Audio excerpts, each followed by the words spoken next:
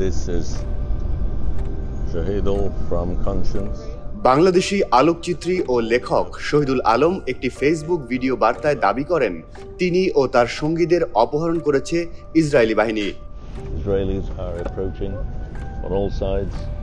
বুধবার সকাল 10:17 পোস্ট করা একটি পূর্বে ধারণ করা ভিডিওতে শহীদুল বলেন, আমি শহীদুল আলম, বাংলাদেশি আলোকচিত্রী ও লেখক।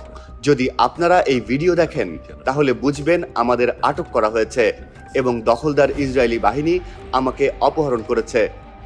ভিডিও বার্তায় পশ্চিমা শক্তিগুলোর সহায়তায় গাজায় যে গণহত্যা চালানো হচ্ছে তার বিরুদ্ধে লড়াই চালিয়ে যাওয়ার আহ্বানও জানান শহীদুল।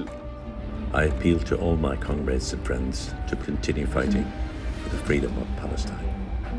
ফ্রিডম ফ্লোটিলা কোয়ালিশনের ট্র্যাকারে দেখা যাচ্ছে তাদের সবগুলো জাহাজই আটক করা হয়েছে।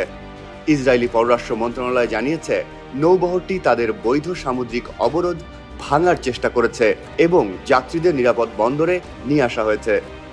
গাজার দিকে সাহায্য পৌঁছাতে আন্তর্জাতিক চাপ ও প্রতিবাদ অব্যাহত থাকলেও ইসরায়েলি বাহিনী এখনো পর্যন্ত কোনো বহরকেই গন্তব্যে পৌঁছাতে দেয়নি।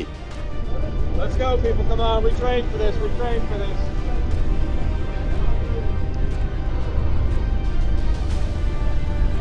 I don't know if you can see, we're now getting ready, but on the distance there, on the horizon, there are those ships coming in.